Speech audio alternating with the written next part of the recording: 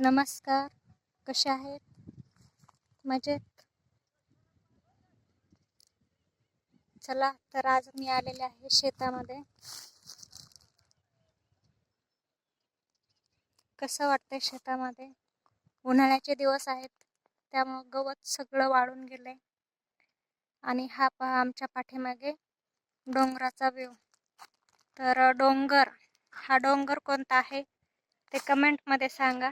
मी तर तुम्हाला सांगणारच आहे, पण तुम्हाला याची माहिती आहे की नाही हे पण लाईक आणि कमेंटमध्ये सांगा. तर हा डोंगर आहे महाराष्ट्र पठार. मध्यभागी जे आहे ते महाराष्ट्र पठाराचा डोंगर जो म्हणतो आपण इतिहासामध्ये शिकतो, आपल्याला शिकवलेलं आहे की महाराष्ट्रामध्ये महाराष्ट्र पठाराच्या डोंगर रांगा. तर या आहेत त्या डोंगर रांगाचा इथला हा भाग. पण उन्हाळा असल्यामुळं पूर्ण पांढरं दिसत आहे आणि पावसाळ्यामध्ये असा सुंदर व्ह्यू होतो का नाही याचा, छान असा. तर शेतात आल्यामुळं आता सध्या आठवण आलेली आहे की डोंगरची काळी मैना. आणि डोंगरची काळी मैना म्हणजे तुम्हाला माहिती असेलच की डोंगरची काळी मैना कोणती आहे.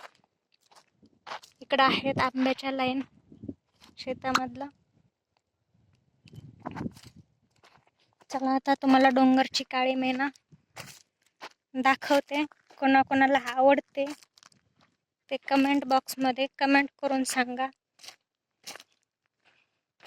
तर चला, इथंच आहे आपल्या शेतामध्ये, गोठ्याच्या पाठीमागच. डोंगरातच शेत असल्यामुळं शेतामध्ये पण काही पिकत नाही सध्या. रान जनावर म्हणजे डुकरांनी शेतांमध्ये काही ठेवतच नाही. एकदम डोंगरातच असल्यामुळं हा आहे डोंगर आणि डोंगरालगतच ही शेती.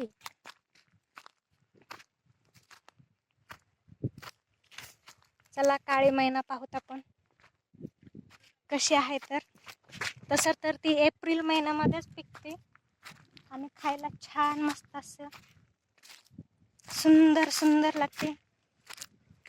मग तो मोठा सेलिब्रिटी अभिनेत्री असो किंवा साधारण घरातील साधारण व्यक्ती कोणी असो, लहानांपासून ते मोठ्या मुलांपर्यंत म्हाताऱ्यांपर्यंत सर्वांना ही डोंगरची काळी मैना हिची आठवण येतेच येते.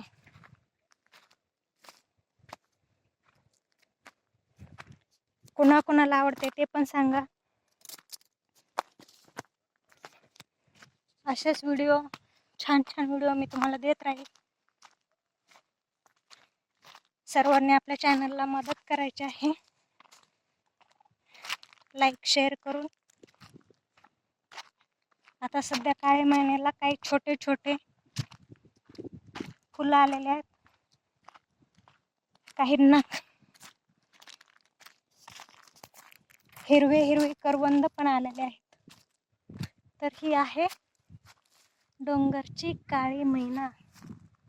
दिसते का? हे पहा, छोटे छोटे हिरवे मस्त पैकी आलेले आहेत.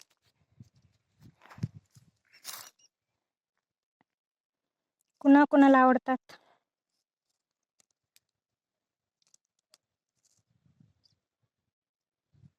तर नक्की सांगा. आणि ज्यांना खाण्याची इच्छा असेल त्यांनी पण सांगा, पार्सल दिलं जाईल.